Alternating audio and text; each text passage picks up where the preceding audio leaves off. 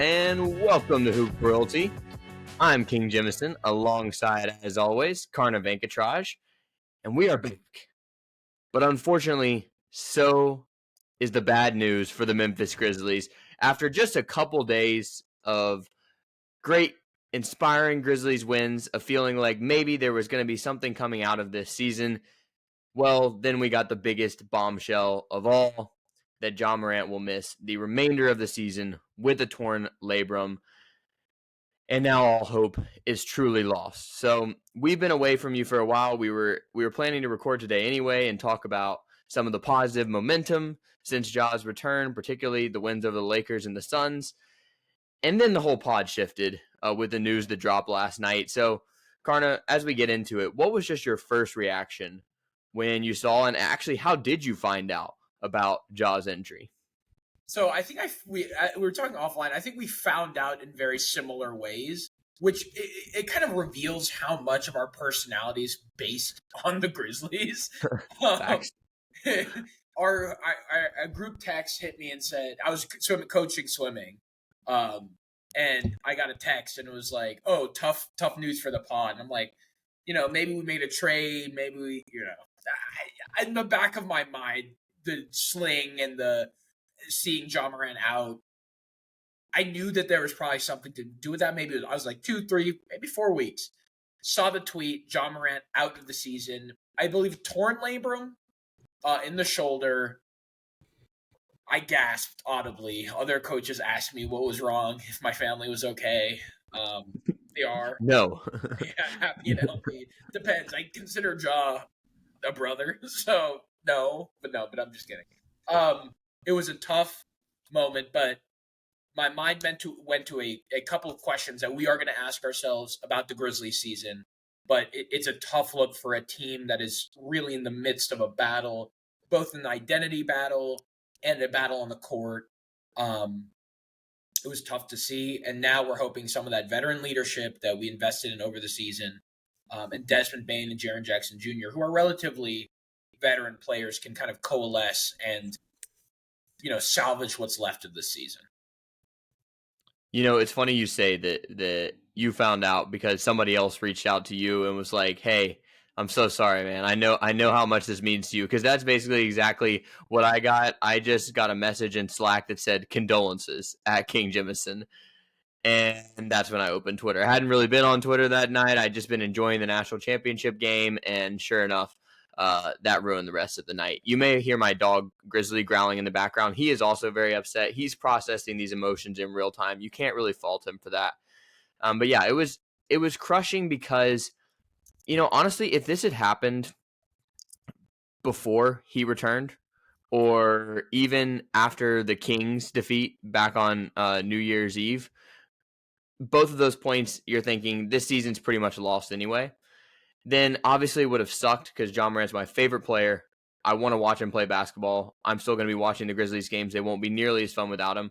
But at least in those times, it didn't feel like the whole season was being taken away. It seemed like it was already gone. But in this moment, off the 2 wins that you just gathered in this road trip, suddenly it felt like this season had whole new life.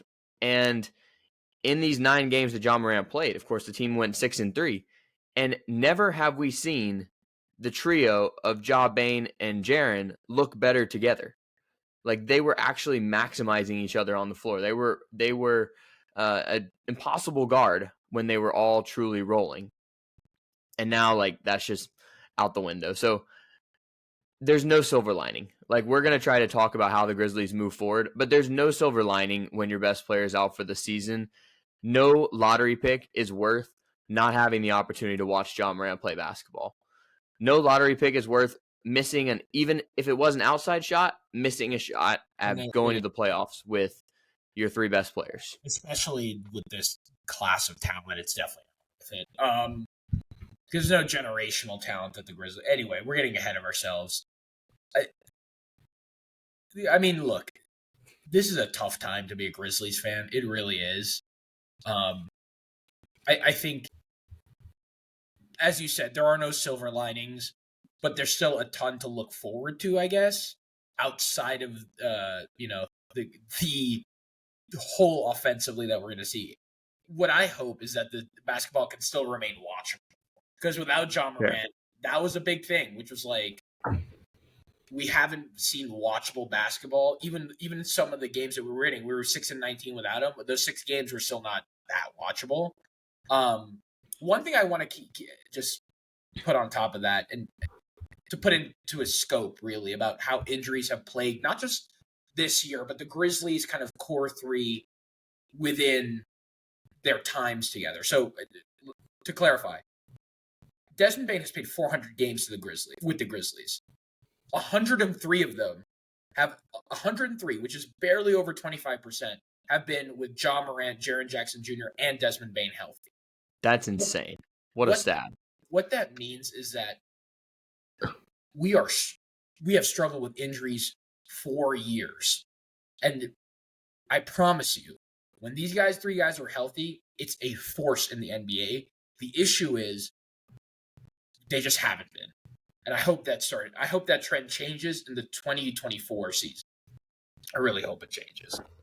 That is crazy. And, I think his rookie year, we forget that was the year that Jaren Jackson Jr. was barely playing and didn't return until basically April before the playoffs and your 1-round defeat to the Jazz. So all 3 of these guys have missed extended stretches of time, but of course it has been Ja that over the past 2 years has missed the most. And it does hurt the development of the team that we haven't gotten to see these 3 enough. Not so much because of how the 3 play off of each other. I think we're already seeing them get to a really high level, but it's making it harder to figure out what type of players you want to surround them with. And we're going to talk moving forward in this episode about, what the Grizzlies should be looking for in the rest of the season, and also who should they be looking to keep. I don't think they have any idea whether the big splashy trade they made last offseason to bring in Marcus Smart was actually effective, because you didn't get to see enough of having Marcus Smart and Ja Morant together.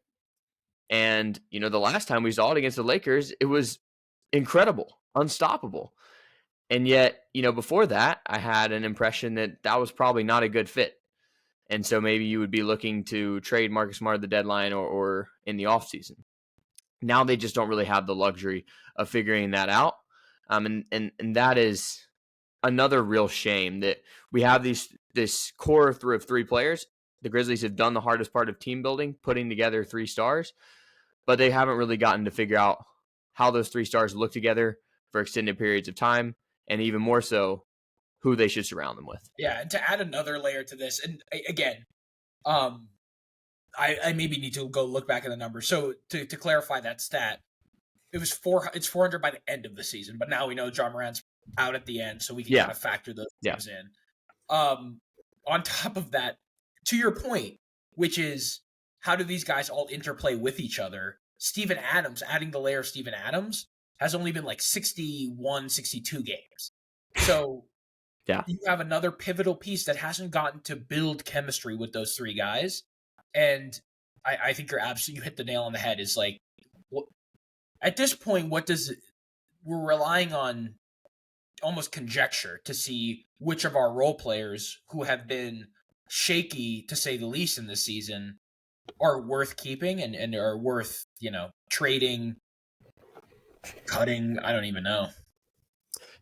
3 of your top 6 players, if the entire roster was healthy, are out for the season. And of course, we've known about Steven Adams since October. We've known about him the entire regular season. We guessed that Brandon Clark would be out for almost the entire season. And I guess technically he thinks he's going to return the All-Star break. There's almost no way in my mind that they bring him back, given that they're really not playing for the playoffs anymore. Like it's not worth it unless he's made some incredible recovery, and or the team is on an incredible run that's unforeseeable given what the roster looks like now. They're not going to bring him back because it's not worth it. On the flip side, there's reason to believe that all 3 of them should be fully healthy next season. And then all of a sudden you get back to having a championship level rotation, even if Steven Adams and Brandon Clark are like 80% of what they were before. But, before we move on to like the rest of this season, I just want to say, like, the person this sucks the most for is Ja Morant. And that should be obvious, but I just really feel for that man who, put himself in a position of adversity to start this season, no doubt about it.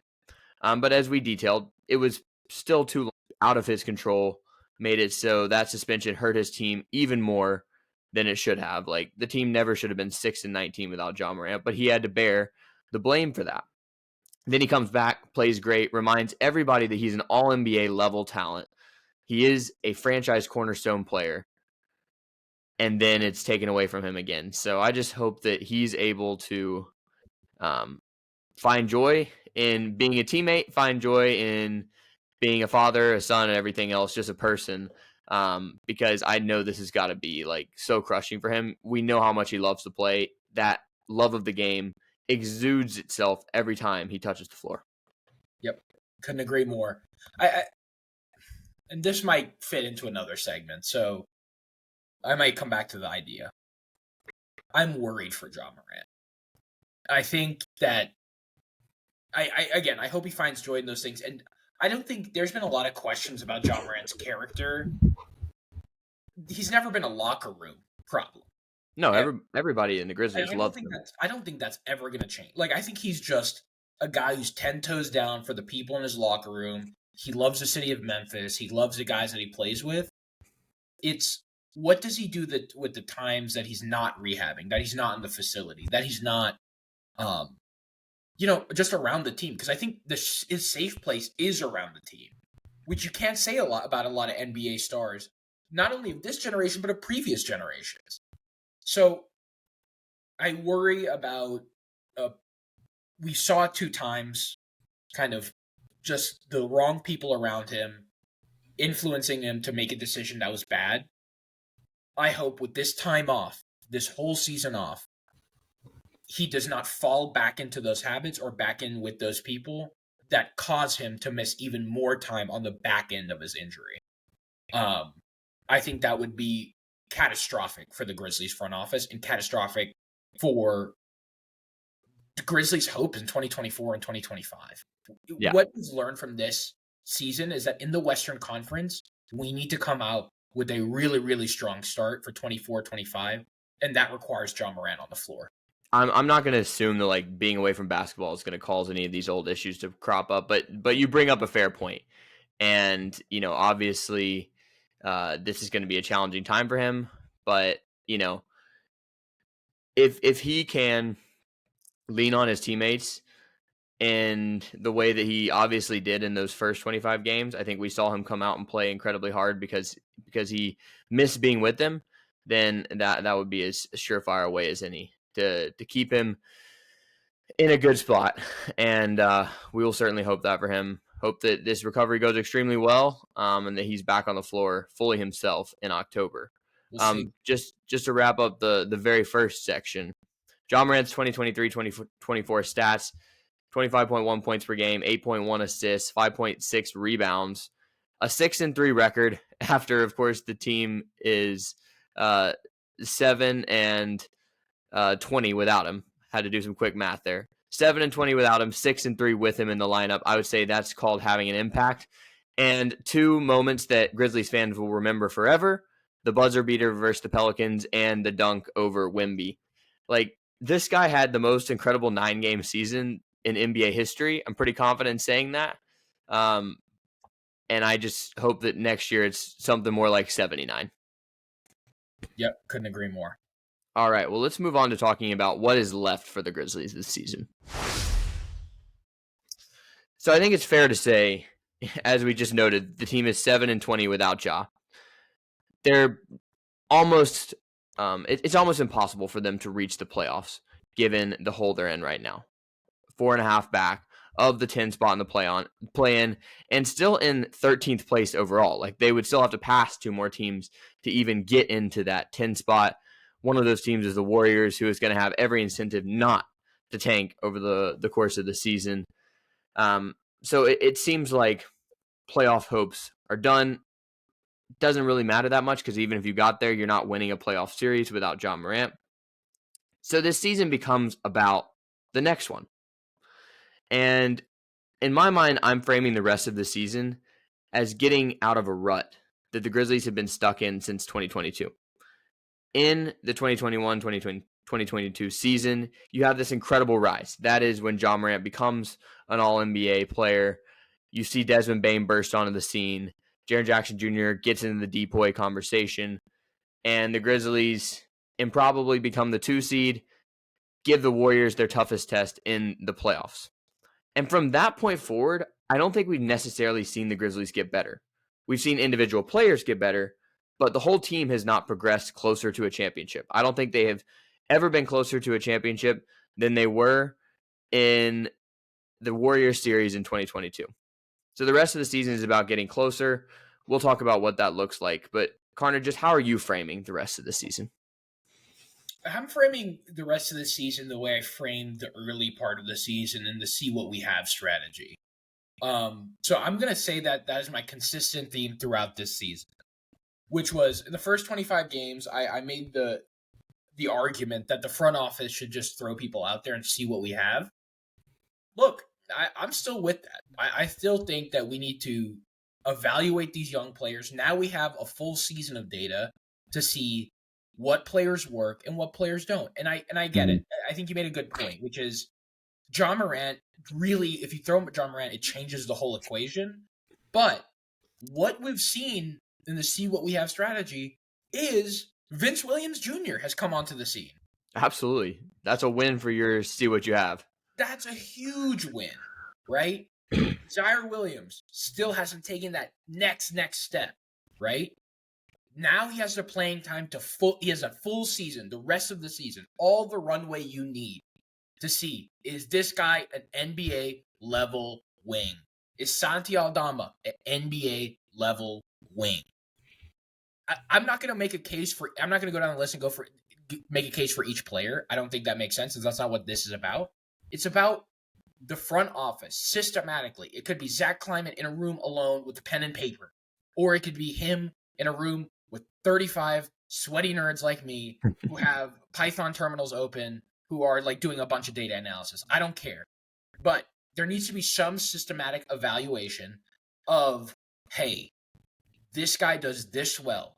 This might fit into this situation well. We should keep them. And do an inventory and evaluation of these players, and then make your decision about who you're going to keep and who you're going to package and trade for hopefully a higher draft pick than what you anticipated having earlier in the season for NBA level talent. Okay? Yeah. That is what the see what you have strategy should culminate into. You should say, hey, look at all these guys.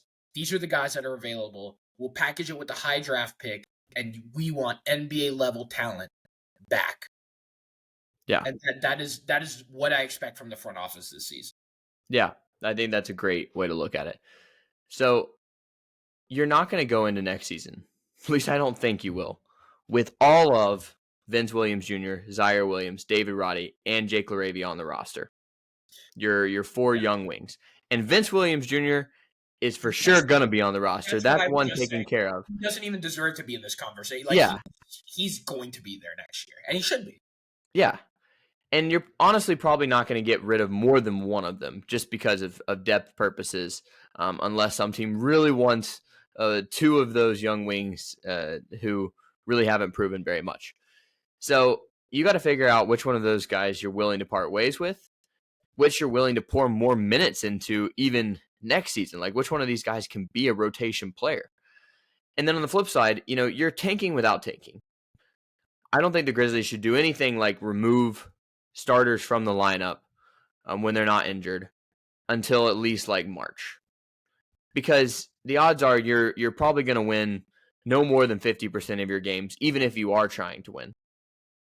So you don't have to worry about like let's take Desmond Bane and Jaren Jackson Jr. away from the floor, because I think a big part of the rest of the season is also continuing to develop those guys. Desmond Bane has become an offensive player unlike we could have ever imagined before this season.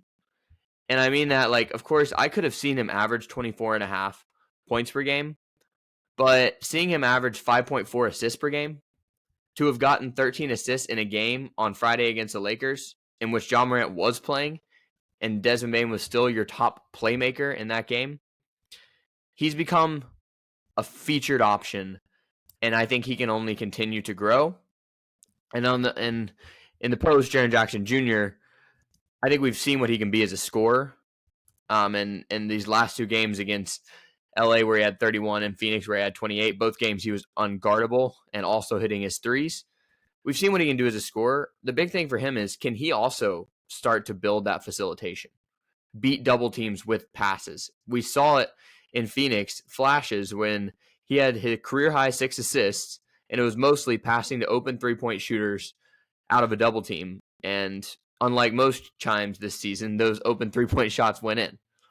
So I want to see Desmond Bane continue to act like a number one option, even though that's not what we ultimately want him to be on a fully healthy Grizzlies team. And I want to see Jaren Jackson Jr.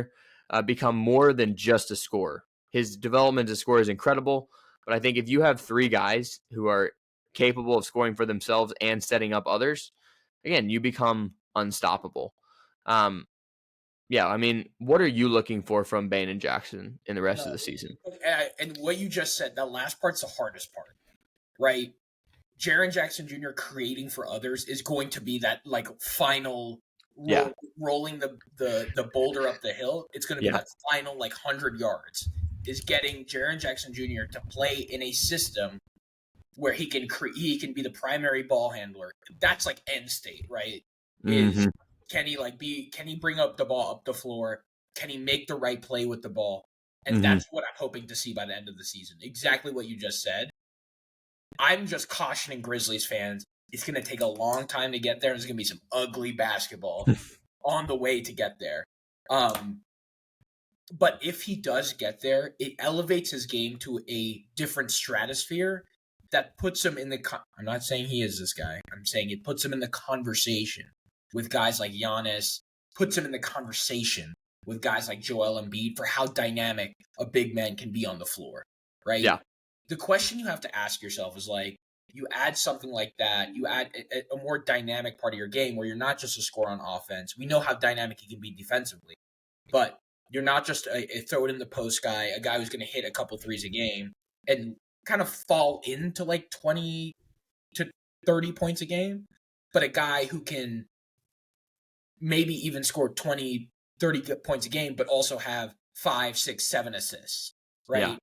Yeah. That would be huge. But another part of that is what does a role player, for lack of a better term, ecosystem look like for Jaren Jackson Jr. to be a creator? I think that's something that we need to think about. Is like, do we need a spot up shooter or another one, or alongside Luke Kennard? Do we need another, I guess 2 spot up shooters with Desmond Bane on the floor too? But do we need another big that can play with Jaren Jackson Jr.? I think it'll be interesting to see as he develops that part of his game. What does Kleiman think to put around him to make him a more effective creator after he shows flashes of it? Yeah.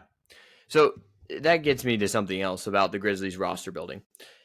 If Ja Morant's injury had never occurred and we were just podcasting after the Grizzlies had beaten the Lakers by 14 on the road and the Suns by 6 on the road, and of course Ja didn't play in that game anyway, I was going to be coming on here yelling for the Grizzlies to start looking for an upgrade at center for this season. Yeah. Now I think that calculus changes, because speaking of, Steven Adams and Brandon Clark are the top of that list. We see that the stats with any combination of those 3 guys on the floor is really good. Or Jaren with Steven, Jaren with Brandon, incredible. They take away his rebounding weakness, and they accent his ability to space the floor and score in a one-on-one setting. I think at this point, you're just kind of going to hold on and hope that those 2 guys come back close to the peak of their powers. Because who are you going to get on the trade market without giving up incredible assets that's better than Steven Adams or Brandon Clark, particularly when you think you'll probably have both? Now, the Grizzlies medical staff, I can't trust them, but they would know better than anybody how close Steven Adams and Brandon Clark can get to what they were before. That's obviously critical, but yeah, I think one thing that's going to make Jaren Jackson Jr. only look better next season is having a competent post. I don't think that's something you're going out and looking for. I think you're just going to wait for the guys that you already have. So Steven Adams is 30 years old. Mm-hmm. He's torn his PCL presumably close to twice now. I feel like it was like once and never fully healed is by what the That's report almost said. more concerning to me. Yeah. And I'll tell you why. Because I'm not a doctor, nor do I claim ever to be a doctor. But I do know about lower body injuries because I've had my fair share of lower body injuries. It's hard to come back from those injuries. It's really, really tough. And I am concerned with the Grizzlies training staff bringing Steven Adams out in the preseason and then taking him away, or not taking him away, but deeming that he cannot play. That concerns me because are they getting the recovery right for these lower body injuries? So just something for Grizzlies fans to think about is like, I agree with you. I think they are two awesome options. And if we were, if they were coming back to us, mid-season, I think we would say like it's a mid-season acquisition, right? It feels amazing. It's the best center that you can get on the market and one of the better big men that you can get in the market from a rebounding perspective in Brandon Clark. However, I don't think I've seen anything from the Grizzlies training staff that make me believe that they have it together enough to get Brandon Clark back at 100% and Steven Adams back at 100%. I hope you're wrong, but yeah, they've done nothing to inspire that confidence. They've done nothing to inspire confidence in me from the last couple of, let's call it 3 years. They have done nothing to me, but if Kleiman trusts them, that's all we can do is trust them because they're hired and they're paid by the team. It seems like they've run into a huge problem with recovery from lower body injuries and now managing players coming back, i.e. Steven Adams. And I think you can maybe Ja Morant was like a freak incident, but let's just put Ja Morant on that list anyway, because he's coming back off of 20, not playing for a season and let's call it a quarter. Look, all this culminates into a fact that I don't know if I trust our training staff enough to say that Brandon Clark and Steven Adams are coming back full force, even in 2024, 2025. It's something to worry about, and something that if I'm Kleiman and I see cracks on that team, I might look at the trade market more favorably, even if there's worse options for a younger, healthier option. Yeah, just a name I've seen floated around. It's like if the Magic were interested in parting ways with Wendell Carter because they have a logjam in the front court, in that case, yeah, you would be willing to move on from Brandon Clark or Steven Adams in that case. I just don't think those type of deals are going to be readily available. And now the impetus to get something done to save this season is gone. This season is out the window from a playoffs perspective. And so, yeah, I'm more willing to roll the dice and see what those guys come back looking like. And if they do come back close to themselves, you're back to having like the best front court in the NBA as they did for a couple years there. I also want to be clear. I think when you're talking trade partners, there is a universe of trade partners that work better for the Grizzlies, right? We are not a team that is trading for the future. We're trading for now. And oftentimes you want to find a counterparty that is also is trading for the future, right? So think Pistons, think Wizards, it's not a strict confines, right? If people are able to find a deal where, both teams are strengthened, that's fine. But oftentimes the best trades are trade capital for NBA level talent. And that's what I hope the Grizzlies kind of pursue if they are looking on the open market. Yeah. And the type of players the Grizzlies might be willing to move on from is what we're going to get into in our last segment today. So one thing the Grizzlies have to do this deadline is open up a spot for Vince Williams Jr. And you could do that by cutting a player currently on the roster. Either Bismack Biyombo or Xavier Tillman, both on expiring deals, would be strong candidates for that option. But you'd also love to maybe get involved in a trade in which you send out two players, get back one, or maybe even send out one player, take back draft picks, something like that to just organically open up that spot. And two of the players who I think are most likely to be traded for the Memphis Grizzlies are Marcus Smart and Luke Kennard. And I'll be very clear, I love both of these players. This podcast basically started as an ode to Luke Kennard's impact on the Grizzlies during the playoffs. We're like, when he plays, they win. When he doesn't, and they put Dillon Brooks out there, the Lakers destroy the Grizzlies. And then in the offseason, the one thing that gave us hope amid Ja's suspension was Marcus Smart. He seemed like a great addition, albeit not a perfect fit, but a good one. Now, for reasons that are somewhat separate from their own play on the court, I think either one of those guys becomes expendable. First of all, they're both expensive. Second of all, they're definitely valuable trade pieces for other teams.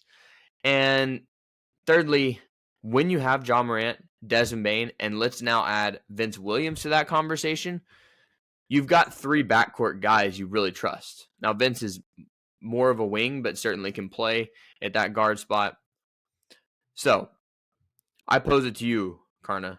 Of those two, Marcus Smart and Luke Kennard, who would you be more willing to part ways with? And let's also give the caveat that somebody like Marcus Smart's going to attract a much bigger offer than somebody like Luke Kennard.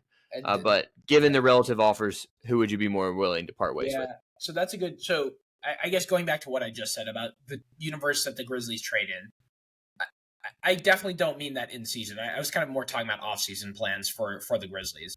Yeah. In season, since this season was lost, I actually, when you posed this question to me, I went back and forth because I think there's merits on both sides. I'm keeping Luke Kennard and probably trading Marcus Smart. I'm trading Marcus Smart because the relative value that you get back is higher. You're more likely to get NBA level talent for Marcus Smart rather than just trade capital.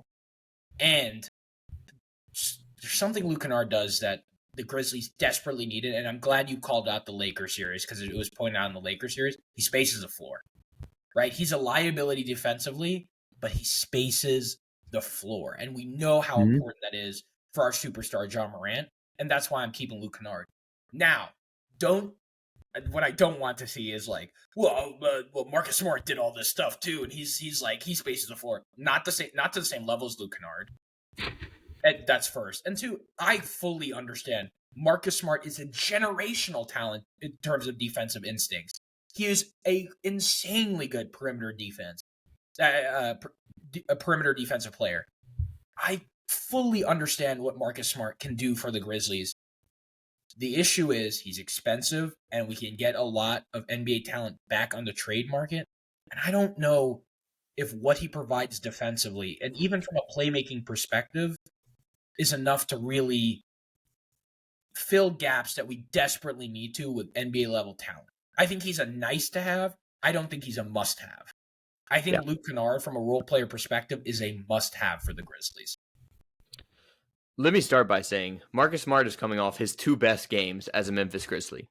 Against the Lakers, he was in some ways the star. I mean, Jaren scoring 31 is one thing and finally dominating AD, but Marcus Smart gave you that spark to take you over the top. He had 29 points, shooting 8 of 14 from 3, also added 5 assists, and as always got a steal. And then in the next game against Phoenix, Marcus Smart has 25 points, 8 assists, 6 rebounds, 3 steals, makes another 4 threes. But to say he's a floor spacer would definitely be inaccurate because he's shooting 33% from 3 this season. That's really right around his career averages. This is not a guy who is going to consistently be a floor spacer. Actually, let me say that again. He's shooting 30% for the season, 33% in the month of January, even with those hot performances in LA and Phoenix factored in. So I see what you mean as him not being a perfect fit. However, I'm more looking to part ways with Luke Kennard because I would love to see a little bit more of the Marcus Smart experience. I'm not saying that he's not on the trade block. However, there were moments with him alongside Ja Morant and Desmond Bane where you're like, this could actually work. And his ability to create havoc defensively kind of got you back to what made the Grizzlies great back in 2022 in the first place, which was getting out and running on the fast break. Now, for the right offer, I'll part ways with Marcus Smart. For one thing, like a deal I've seen thrown out there is Marcus Smart for Andrew Wiggins. And you might even have to throw in another player like John Conchar, but Andrew Wiggins would seemingly be a better fit because of his size alongside Bane, Jackson, and Morant. For the right deal, you're willing to do that, but I think you've got to give Marcus Smart a chance to play more alongside Ja Morant. And another thing to keep in mind is if you trade Smart, who's going to handle the basketball for the remaining 46 games of this season? It's going to be way too much load on Desmond Bane. You're going to see Jacob Killier getting a whole lot more minutes, and I don't think anyone really wants to see that. That's not really helping your team develop. You'd like to have more of a competent NBA point guard. So I think they're going to end up keeping Smart, and Kennard on the other hand could be an expiring contract because it's a team option.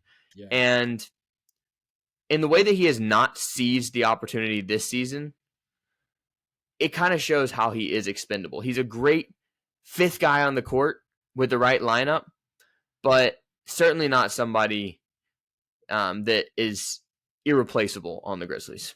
Yeah, I would say Marcus Smart's probably not irreplaceable on the Grizzlies either. No. I don't think either of them. I mean, that's why we're having this discussion. But look, I get that. That's kind of my central point, though, is like I don't think the right offer comes in for Luke Kennard. I think the right offer comes based on what they've done this season. I think the best offer comes from Marcus Smart because there's going to be championship teams that want Marcus Smart deep in their playoff runs.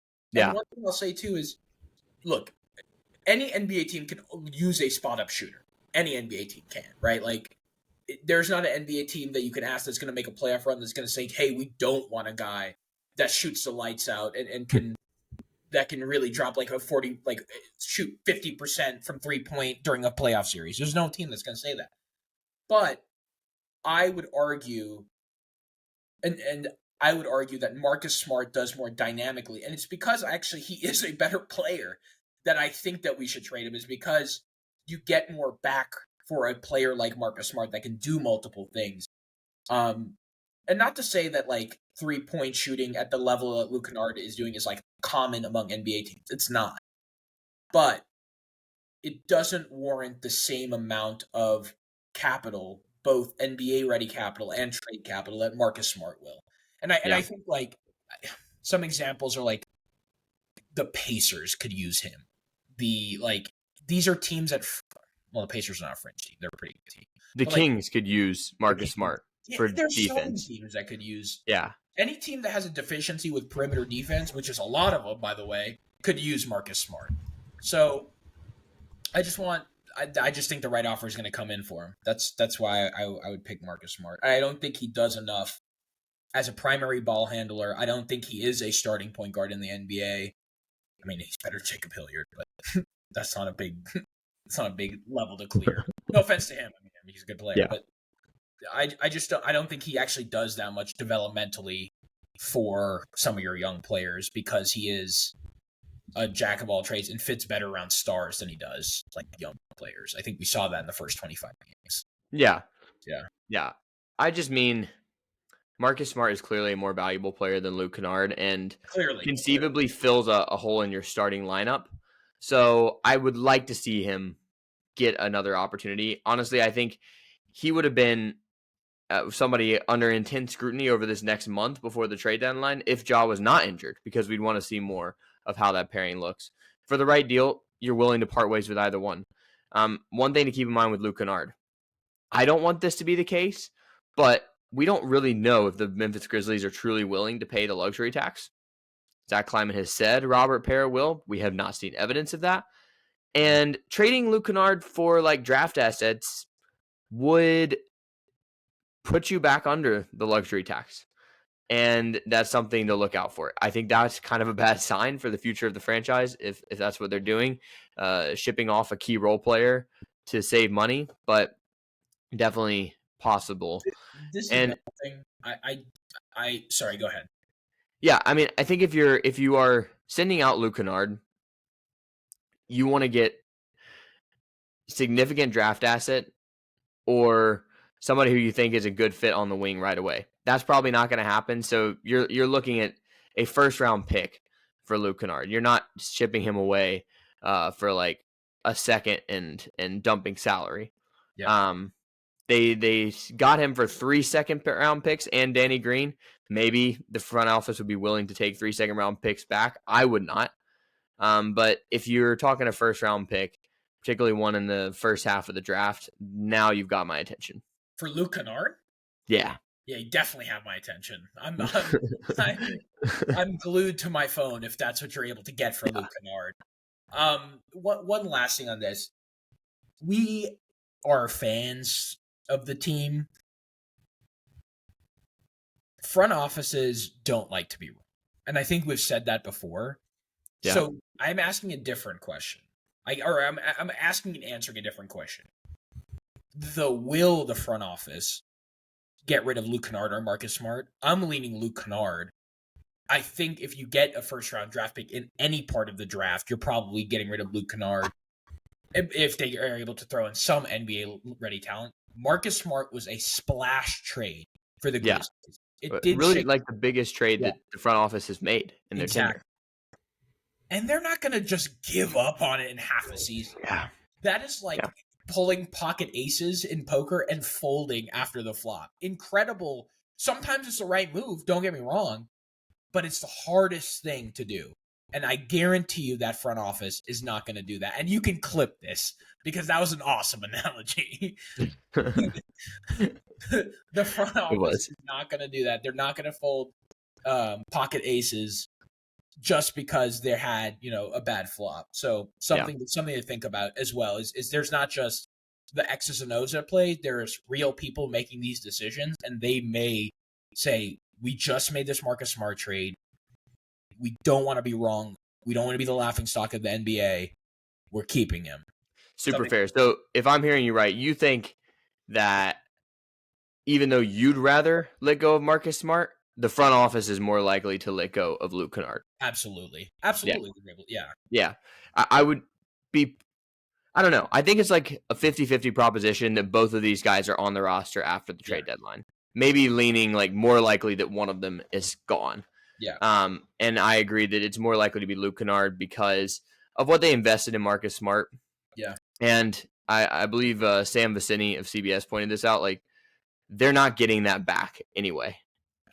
There is no way. I'm sorry, Sam Vecini of The Athletic. There is no way that they're going to get 2 first-round picks and a quality player back, which is what they sent out in Tyus Jones for Marcus Smart at this deadline.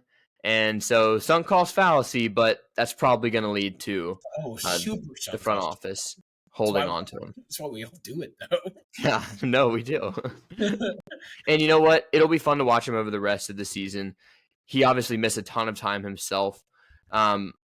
With him, Bane, and Jackson on the floor, particularly if you had Vince Williams on there too, you're probably still going to be a decently competent basketball team. Certainly should be better than the 6-19 start they had. And I, for one, will be watching all these games, so I would like to see the Grizzlies continue to be slightly competitive, even if in the back of my mind I'm like, just don't get too good. Yeah, no, I will also be watching all of these games. And I actually, unfortunately, watch highlights too. So, there is going to be unwatchable Grizzlies basketball. If you think that there's not, you didn't watch the first 25 games. Yeah. It is going to be unwatchable. You have to look deeper at the small improvements that players are making. We're both teachers. Not every day in the classroom is perfect, but it's the small improvements that get you by. The Memphis Grizzlies are right now a really, really struggling team, largely due to things outside of the control of Taylor Jenkins, even outside the control of the front office, excluding the training team. I don't know if you want to put them in there or not. Yeah. Now the job of the front office changes into evaluating talent and making the right moves so that when we do have our pieces together, which is something we've been saying for 3 years, can finally make a run that is sustainable for multiple years. It's striking me that suddenly we're sounding a little bit like Clippers fans saying, if we just had all our guys together, Watch out. Which, do you mind if I use that as a little transition to our last segment of the day? All right, perfect.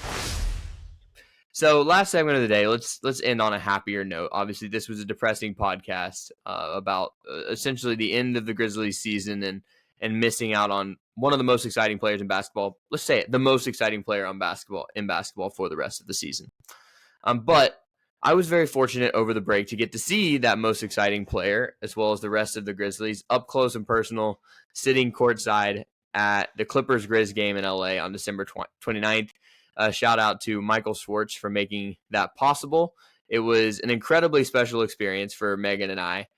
And just a couple of things that stuck out to me, being that close to the action, and then a couple of stories too. One thing that just was incredible, it wasn't so much the size of the players. That's what everybody says. You sit courtside, you're like, wow, they're so big. Okay, like I'd seen them close enough to be like, yes, you are a very large human, and you make me at 6'3" feel tiny. However, what I was amazed with is the speed of the passes that they're throwing, and also how quickly they get rid of the ball. NBA offenses today are a thing of beauty, and there's a reason why, like, of the top 10 offenses all time, a bunch of them were this season, and we'll see how those stats end up finishing. But like, we have maximized as a human race how to play basketball, and you see it in the NBA with the way they move the ball. And you can also just see with the Grizzlies specifically, like, if you had competent NBA shooters standing right in front of me in the corner rather than Zaire Williams and David Roddy, basketball offense gets even easier because those wide open corner threes are pretty much 3 automatic points for some guys. So that was one thing. Another thing was, that was when Ja Morant had the flu.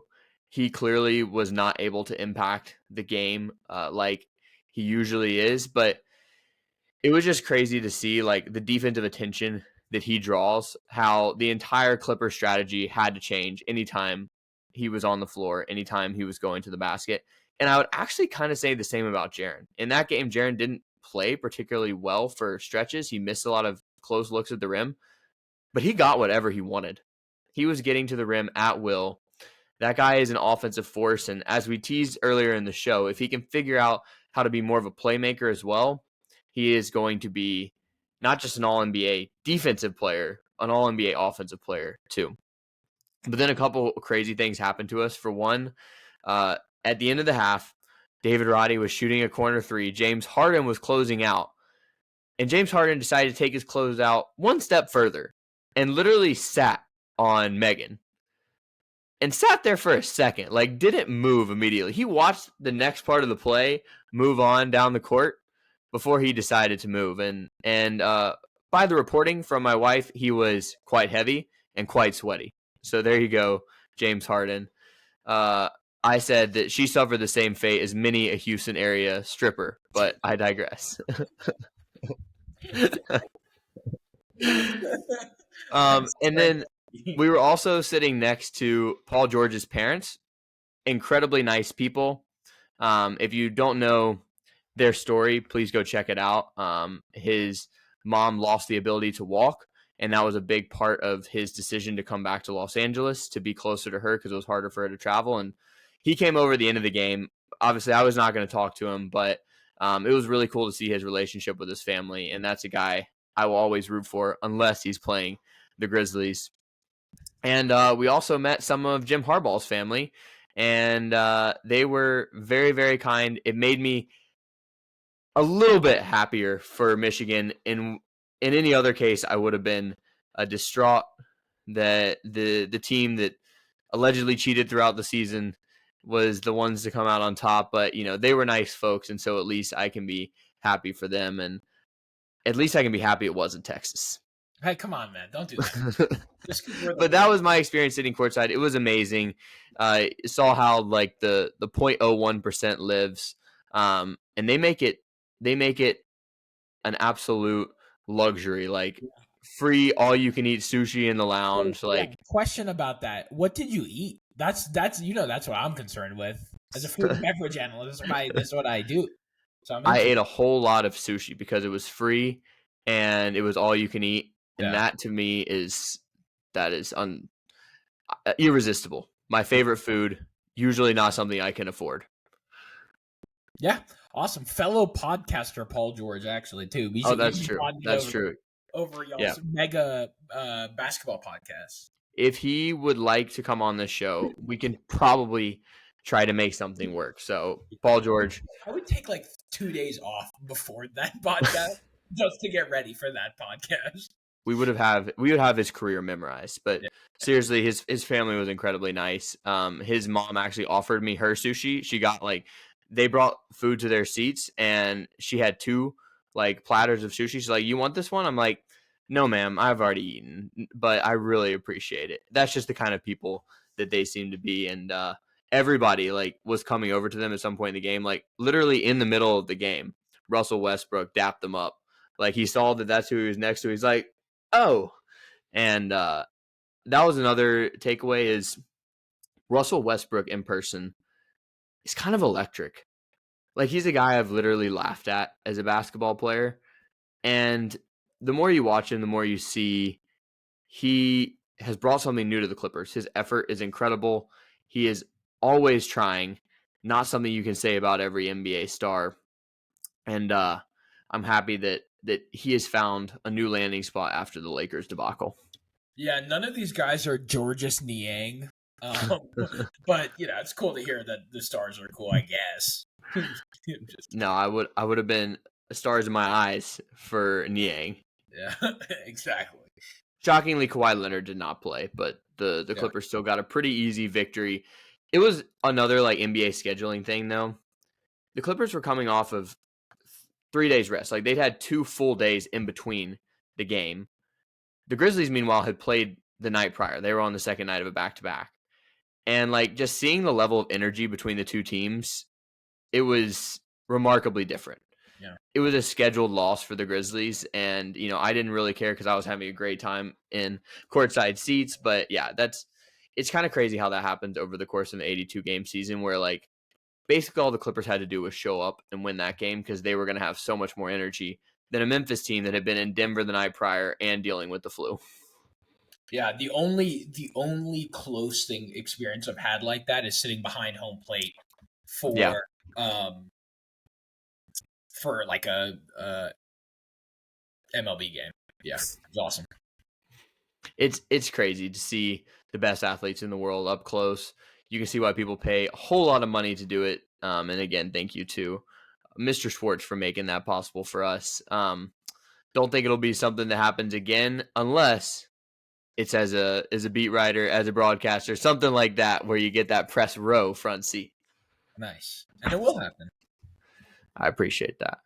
Well, Karna, any last thoughts on what has been a long and winding road of a show, and an even longer season? This one had to be long. There was I was like, when we were recording, I was like, yeah, maybe we could get under 30 minutes. I was like, there's no way. There's too much to talk about. No. Look, just look for the small things. Get encouraged by the small signs from our young players. They will be there. And just hold on to that. And I think we're going to look at a 2024-2025 Memphis Grizzlies roster that with the right moves, and that's a big if we make the right moves, is going to be ready to compete for a championship. I'll even take it one step farther. Even if you did nothing, which is very inadvisable, by the way. Well, they have to do something to keep Vince Williams, but you just cut Biyombo to keep Vince Williams, and then you run it back with a team including Ja Morant, Desmond Bane, Jaren Jackson Jr., Brandon Clark, Steven Adams, Vince Williams, and then in this case, Luke Kennard as well. That team is among the best in the NBA, already back to contending status. Now, there's been a lot of franchises, even in the past 10 years, who have spent years waiting to get fully healthy. Maybe it never happens, but as a fan, you have to have that hope.